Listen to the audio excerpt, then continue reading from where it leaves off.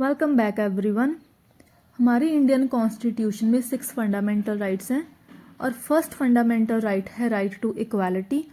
उसमें भी जो फर्स्ट राइट है वो है आर्टिकल 14। आर्टिकल 14 का टाइटल है equality before law and equal protection of law. Article 14 क्या कहता है? That state shall not deny to any person equality before law and equal protection of law within India, within the territory of India. देखिए, अब यहाँ जहाँ पर use करा गया है स्टेट, तो हमने इससे पहले आर्टिकल 12 में क्या देखा था? स्टेट की डेफिनेशन। तो पार्ट 3 के लिए जिस भी जगह पर स्टेट वर्ड यूज होगा, इस स्टेट वर्ड की जो डेफिनेशन है वो आर्टिकल 12 में दी गई है। और इस आर्टिकल 14 में क्या बोला गया है कि स्टेट किसी भी पर्सन के साथ कोई भी डिस्क्रिमिनेशन नहीं करेगी। और ये पर्सन को कौन से हो सकते हैं? देखिए यहाँ पर क्या लिखा गया है, एनी पर्सन। यहाँ पर सिटीजन वर्ड का यूज नहीं करा गया है।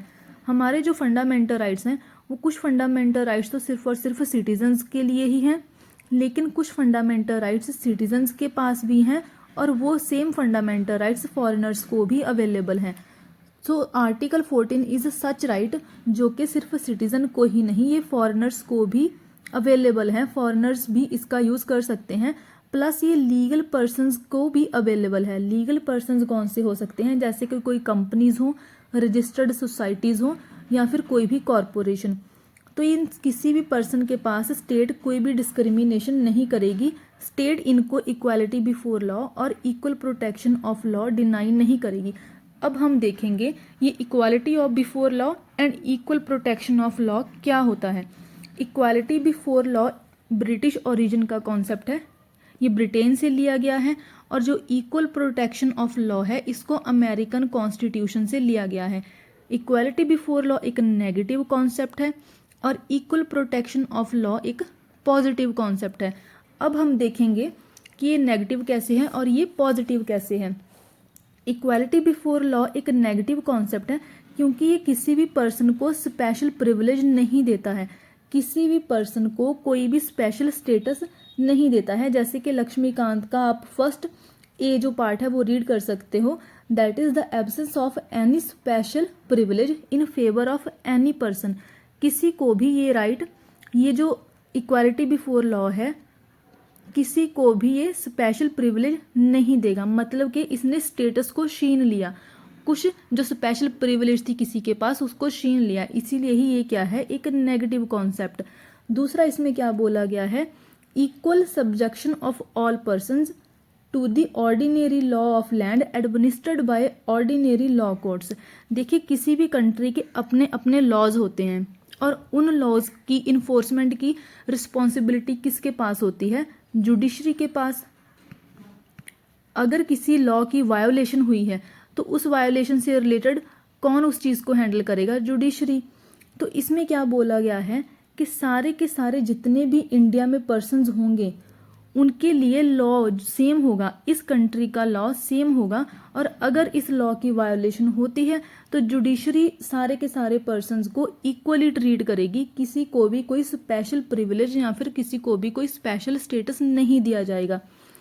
थर्ड क्लॉज इसमें क्या कहती है, that no one is above law. ये कॉन्सेप्ट रिलेटेड है लेक्स सुप्रीमस से। लेक्स सुप्रीमस का मतलब होता है लॉ इज सुप्रीम। इसका मतलब है लॉ इज सुप्रीम। हमारे इंडिया में सबसे प्राइम पोजीशन किसकी है? लॉ की। लॉ के ऊपर कोई भी पर्सन नहीं है, चाहे वो कोई रिच पर्सन हो या फिर वो पुअर हो। एक फार्मर भी लॉ के लिए सेम है। और अगर हम SRK की एग्जांपल लें तो SRK भी लॉ के लिए सेम है, कोई भी लॉ के ऊपर नहीं है। तो ये तो रहा negative concept equality before law का, क्योंकि इसने स्पेशल प्रिविलेज को खत्म कर दिया, स्पेशल स्टेटस को खत्म कर दिया। अब आता है इक्वल प्रोटेक्शन ऑफ लॉ। ये क्या है? ये एक पॉजिटिव कॉन्सेप्ट है। पॉजिटिव कॉन्सेप्ट इसको क्यों बोला गया है? ये जो इक्वल प्रोटेक्शन ऑफ लॉ है ये पॉजिटिव डिस्क्रिमिनेशन करता है। अब ये पॉजिटिव डिस्क्रिमिनेशन क्या है, इसको हम समझ सकते हैं रिजर्वेशन से। देखिए, कुछ कैटेगरीज को रिजर्वेशन दी गई है,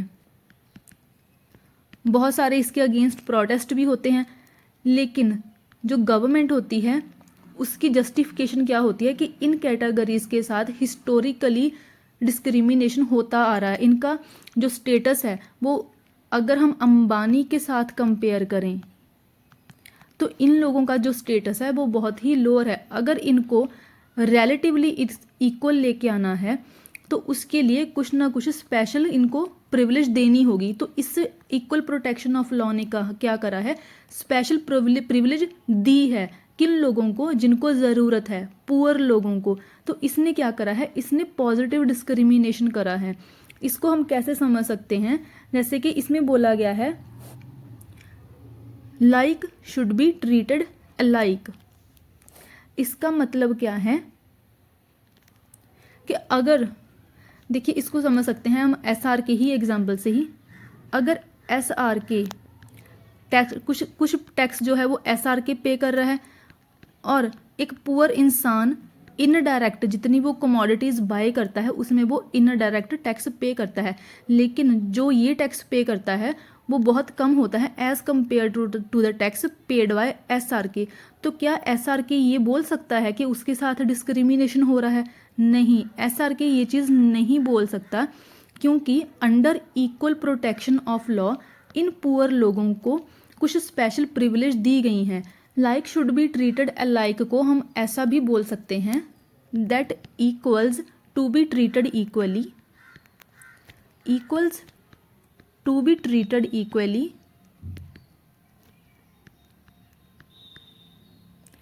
एंड अनइक्वल्स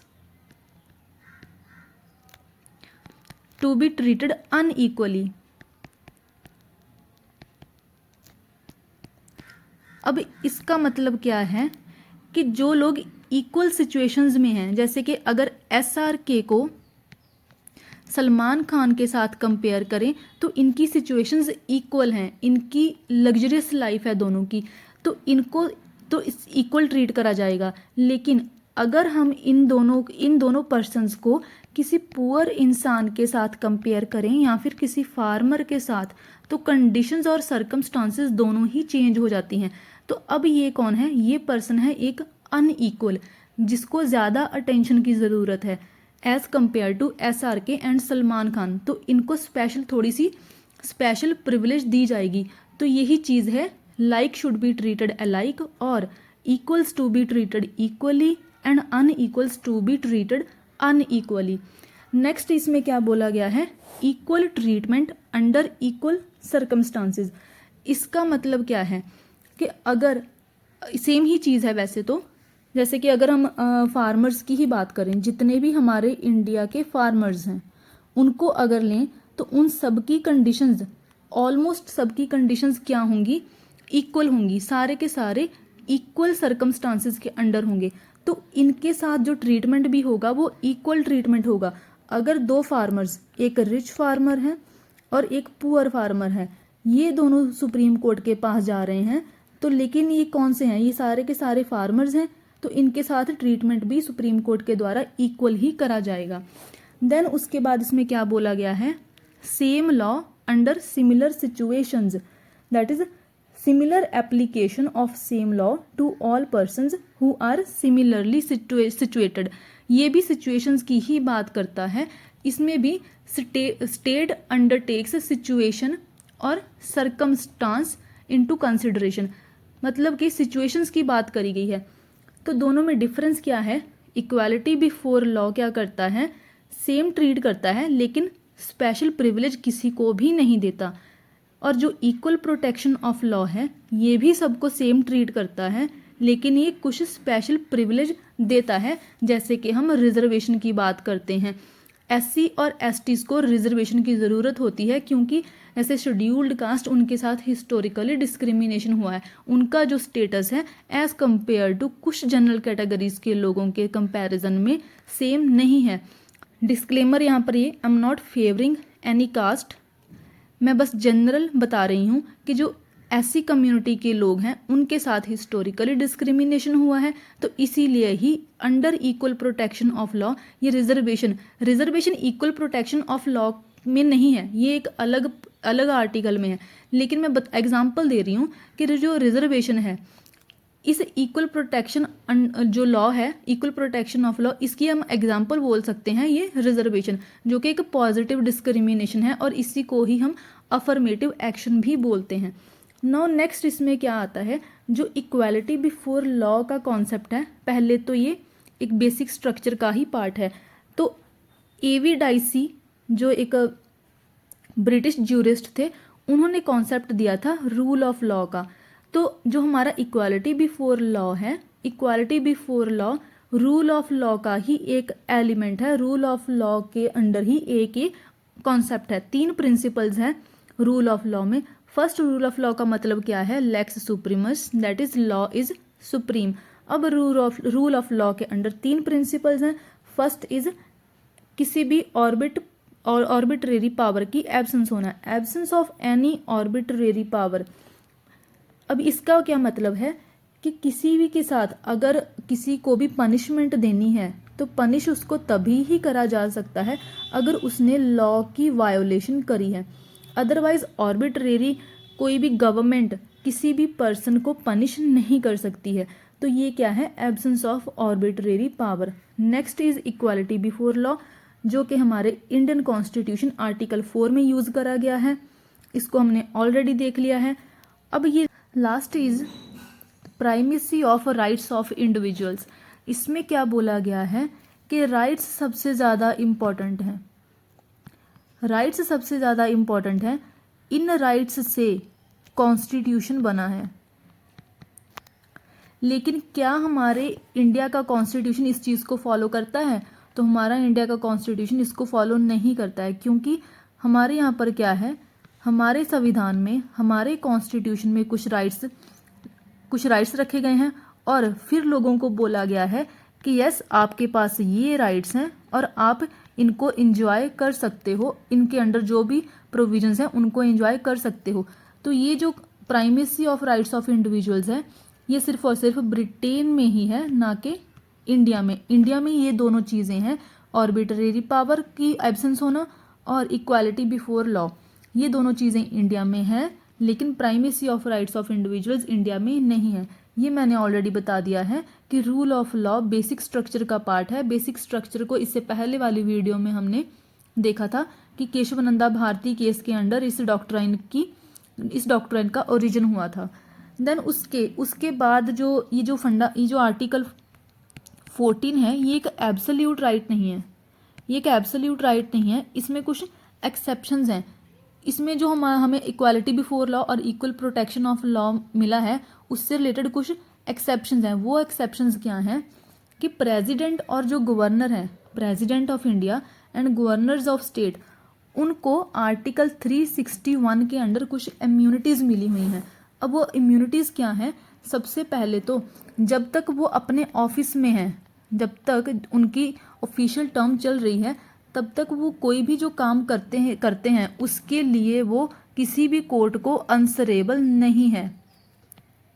मतलब कि वो किसी भी कोर्ट के लिए अकाउंटेबल नहीं है, जितना भी काम वो अपनी ऑफिशियल कैपेसिटी में करते हैं। और इसमें क्या बोला गया है कि प्रेसिडेंट और गवर्नर्स ऑफ स्टेट के अगेंस्ट कोई भी क्रिमिनल प्रोसीडिंग्स स्टार्ट नहीं करी जा सकती जब तक के वो अपने ऑफिस में अपनी ऑफिशियल टर्म को इंजॉय कर रहे हैं, जब तक के they are working in their official capacity. अब क्रिमिनल प्रोसीडिंग्स का मतलब क्या है कि जैसे किसी ने कोई क्राइम कर दिया, इन प्रेसिडेंट और गवर्नर ने कोई क्राइम कर दिया, जनरली ऐसा होता तो नहीं है, बट स्टिल इसमें इस आर्टिकल में बोला गया है कि क्रिमिनल प्रोसीडिंग्स को स्टार्ट नहीं करा जा सकता कि जब तक वो अपने ऑफिशियल कैपेसिटी में है। क्रिमिनल प्रोसीडिंग्स को अगर स्टार्ट करना है तो वो प्रेसिडेंट के अगेंस्ट इम्पीचमेंट के बाद स्टार्ट हो सकती हैं। और इसमें क्या बोला गया है इस आर्टिकल के अंडर कि इन ऐसे ही प्रेसिडेंट और गवर्नर को अरेस्ट भी नहीं करा जा सकता जब तक कि वो अपनी इस ऑफिशियल टर्म को एंजॉय कर पा रहे हैं। और उसके बाद ये तो थी क्रिमिनल प्रोसीडिंग्स से रिलेटेड। उसके बाद इसमें सिविल प्रोसीडिंग्स की भी बात करी गई है। सिविल प्रोसीडिंग्स में क्या मतलब है कि गवर्नर या फिर प्रेसिडेंट ने अपनी पर्सनल बेनिफिट के लिए कोई पर्सनल बेनिफिट के लिए कोई क्राइम करा, अगर तो उसने अगर उसने अपने पर्सनल बेनिफिट के लिए कोई काम करा है तो तब भी उनके अगेंस्ट सिविल प्रोसीडिंग्स स्टार्ट नहीं करी जा सकती। अगर सिविल प्रोसीडिंग्स को स्टार्ट करना है तो उसके लिए सबसे पहले 2 मंथ का नोटिस देना होगा, और इस 2 मंथ के जो पीरियड के एक्सपायर होने के बाद ही सिविल प्रोसीडिंग्स को स्टार्ट करा जा सकता है। फिर उसके बाद आता है आर्टिकल 361A। इस आर्टिकल में क्या बोला गया है कि जैसे देखिए जो हमारा पार्लियामेंट है और स्टेट लेजिस्लेचर है, उनमें कोई ना कोई प्रोसीडिंग्स चलती रहती हैं। तो जो हमारे जर्नलिस्ट होते हैं, मीडिया होता है, मीडिया में अब ये टीवी भी आ सकता है, न्यूज़पेपर, रेडियो, ये सारे के सारे मीडिया। तो जो हमारे मीडिया होते हैं इन प्रोसीडिंग्स को कवर करते हैं, और अगर इससे रिलेटेड कोई वो ट्रू रिपोर्ट को पब्लिश करते हैं तो वो जो मीडिया पर्सन होगा या फिर वो जर्नलिस्ट होगा तो उसके अगेंस्ट क्रिमिनल और सिविल प्रोसीडिंग्स स्टार्ट नहीं करी जा सकती अगर उसने इन प्रोसीडिंग्स की ट्रू रिपोर्ट पब्लिश करी है, चाहे वो न्यूज़पेपर में हो, चाहे वो रेडियो या फिर वो टीवी में हो। नेक्स्ट इज आर्टिकल 105, ये भी इम्यून है और एक एक्सेप्शन है टू आर्टिकल 14। इसमें क्या बोला है, हमारे जो मेंबर ऑफ पार्लियामेंट्स होते हैं, मेंबर ऑफ पार्लियामेंट्स कुछ भी बोलते हैं, हमारे जब लोकसभा राज्यसभा होते हैं उसमें जो मेंबर होते हैं कुछ भी बोलते हैं, और उसके बाद वो कुछ कमेटीज़ में वोटिंग भी करते हैं। तो अगर उन्होंने कुछ बोला है, हाउस में रहते हुए उन्होंने कुछ बोला है, वोटिंग करी है, तो उसके लिए वो किसी भी कोर्ट को आंसरेबल नहीं होंगे, उनके अगेंस्ट कोई भी प्रोसीडिंग्स स्टार्ट नहीं करी जा सकती।